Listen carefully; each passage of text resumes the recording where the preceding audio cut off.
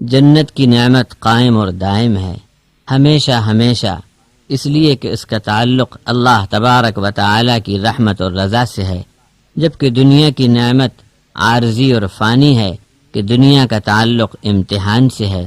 امتحان کی مدت پوری ہوئی اور آدمی کو موت نے دبوچا اور آخرت میں پہنچایا گیا، یہاں کے آرام و راحت کے سب سامان ہاتھ سے گئے اور اس کا حساب دینے کا موقع آ گیا، تب آدمی کو معلوم ہوگا کہ بات الٹ گئی ہے، اصل نعمت و راحت اور ہمیشگی دنیا کو نہیں بلکہ آخرت کو حاصل تھی۔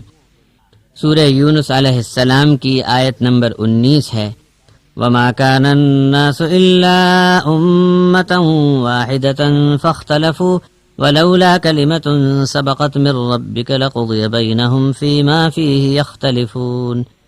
یہاں صاحب تفسیر جناب مولانا عبدالکریم پارک صاحب لکھتے ہیں، اولاد آدم اول میں ایک ہی جماعت رہی، بعد میں جیسے جیسے زمین میں وہ پھیلتے گئے، اختلاف اور پھوٹ میں مبتلا ہوئے اور آپس میں جھگڑنے لگے۔ اللہ تبارک و تعالی نے پہلے سے فیصلہ فرما دیا تھا کہ قیامت کے دن سب کے ساتھ پورا انصاف ہوگا۔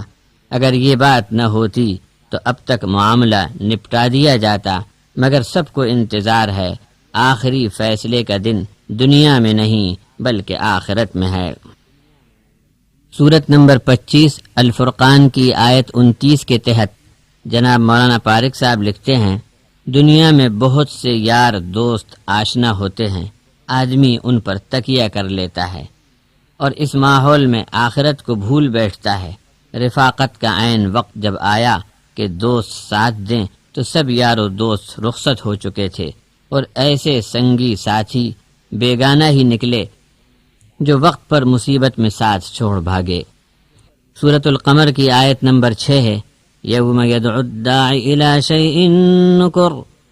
اب تک حق کی دعوت دینے والے کی دنیا میں سننے کو تیار نہ تھے، حشر کے فرشتے کی چنگھاڑ پر اپنی قبروں سے نکل پڑیں گے اور حساب کے بھیانک دن کے آ جانے کی خبر سنیں گے۔ ان کے لیے کیا اچھا ہوتا کہ دنیا میں داعی حق کی بات سن کر آج کی فکر میں لگ جاتے تو یہ دن خوشی کا ہوتا۔ داعی حق کی بات کو رد کر دینے پر خوشی کا دن بھیانک مصیبت کے دن میں ان کے حق میں تبدیل ہو گیا۔ اپنے اپنے عمل کی بات ہے۔ دیکھیے آخرت کی رغبت جنت کی نعمتوں کا ذکر کر کے کس طرح دلائی جاتی ہے۔ سورہ بقرہ کی آیت 25 ہے، وَبَشِّرِ الَّذِينَ آمَنُوا وَعَمِلُوا الصَّالِحَاتِ أَنَّ لَهُمْ جَنَّاتٍ تَجْرِي مِن تَحْتِهَا الْأَنْهَارُ كُلَّمَا رُزِقُوا مِنْهَا مِن ثَمَرَةٍ رِزْقًا قَالُوا هَذَا الَّذِي رُزِقْنَا مِن قَبْلُ وَأُتُوا بِهِ مُتَشَابِهًا وَلَهُمْ فِيهَا أَزْوَاجٌ مُطَهَّرَةٌ وَهُمْ فِيهَا خَالِدُونَ۔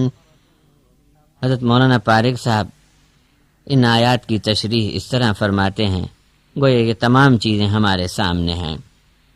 جنت میں میوے، پھل، فروٹ، کھانے پینے کی چیزیں رنگ برنگی اور لذیذ سے لذیذ تر ہوں گی۔ آدمی دیکھ کر یہ کہے گا کہ یہ تو شاید ایک بار کھایا تھا، مگر جب چکھے گا تو مزہ کچھ نیا نیا پائے گا۔ اس سے معلوم ہوا کہ جنت میں لوگوں کو صرف پیٹ بھر کھانے کے لیے کھانے کی ضرورت نہ ہوگی، بلکہ وہ خوش ذائقہ چیزوں کے نئے مزے لیتے ہوں گے، اور اسی طرح ان کے جوڑے یعنی بیویاں بھی انتہائی حسین و جمیل اور ہمیشہ پاک و طاہرہ ہوں گی، اور وہ کبھی بھی ان تمام لذتوں اور مسرتوں سے محروم نہ کیے جائیں گے۔ سورہ آل عمران کی آیت 133 کی تشریح ہے، جو چیز جتنی چوڑی ہوتی ہے اس کی لمبائی اس سے کہیں زیادہ ہوتی ہے۔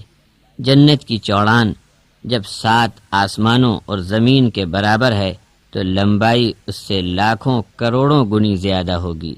معلوم ہوا کہ جنت آسمانوں اور زمین سے بھی پھیلاؤ اور کشادگی میں بہت زیادہ ہے۔